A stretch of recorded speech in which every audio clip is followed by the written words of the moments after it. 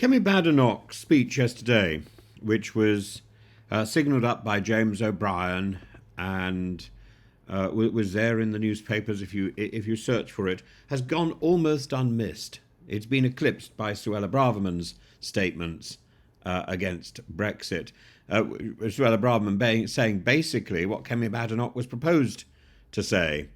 And Kemi Badenoch's speech has been lost. But I mean, who cares really? What she was going to talk about was the legacy of Brexit, a legacy that she now acknowledges was mishandled by her Conservative predecessors. But the speech, while earnest in its self-reflection, reveals a deeper issue. Brexit wasn't merely poorly executed, it was fundamentally applied.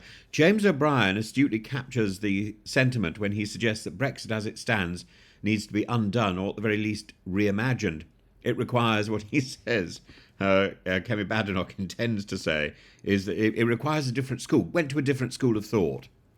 That it needs to be tethered to a genuine economic growth plan.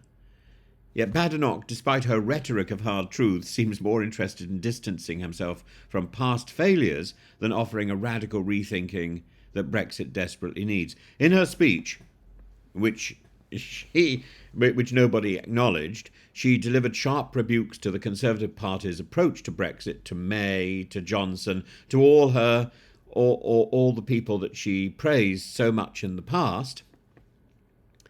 And she it was a criticism. She admitted that promises were made without concrete plans to deliver on them. That's a damning attack on Boris Johnson, on Theresa May, on Liz Truss, even on Rishi Sunak. Her acknowledgement that the UK left the EU without a growth plan is a rare admission for a Tory leader. Yet one must ask, where was Badenoch's voice of reason during these years when she served as a minister under these very leaders? And her criticism of immigration policy, highlighting the rise of net migration to 685,000 in 2023, exposes another contradiction. The promise to take back control of borders has resulted in record high immigration levels. Badenoch rightly notes this failure. But she stopped short of admitting that the structural limitations Brexit imposed on the UK's ability to manage migration effectively, while sustaining economic growth, are exactly those limitations that caused the increase in migration.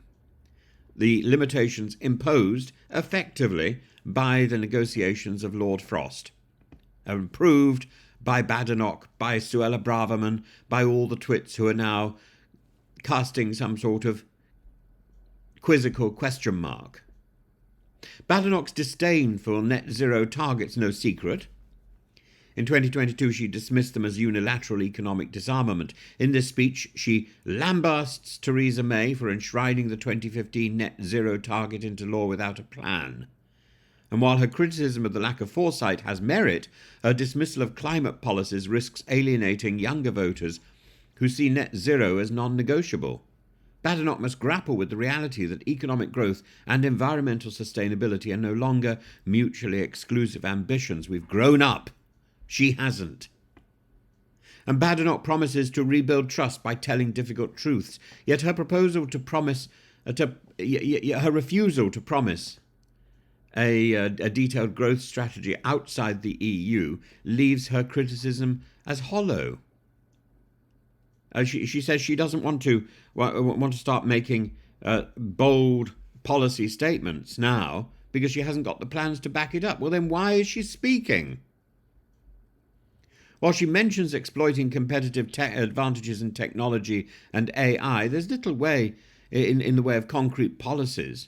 Instead, she deflects to attacking Labour, accusing them of copying EU policies and making mad and bad policy announcements.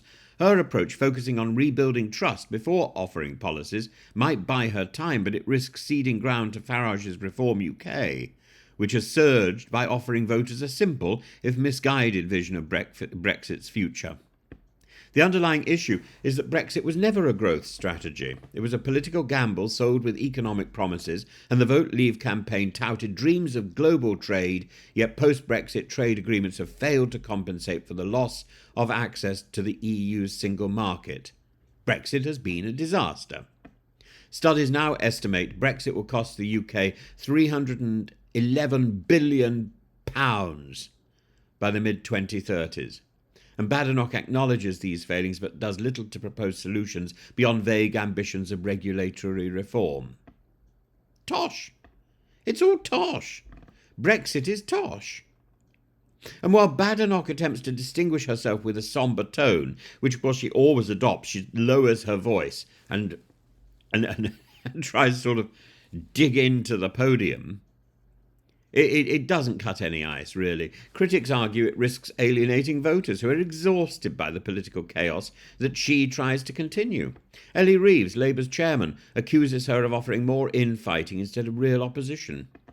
Badenoch's defence of her joyless approach, arguing that the public won't trust her if she appears too optimistic, is a risky gamble in a political landscape that rewards charisma and vision, and she has neither.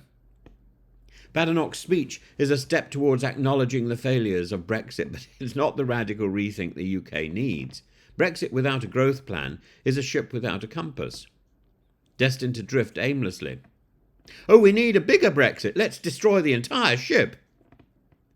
Until leaders like Badenoch confront the structural weaknesses Brexit has imposed on the economy and articulate a bolder vision for the future, the UK will remain enmired in low growth and political division. And as James O'Brien quite rightly suggests, it may be time to rethink Brexit altogether. A Brexit with a purpose, a Brexit with a plan, a Brexit behind us, anything less than merely tinkering with the mistakes of the past while the ship continues to sink. Brexit, unless you can get Brexit right, and I don't think you can, Brexit needs to go. And anybody who's proposing it needs to go.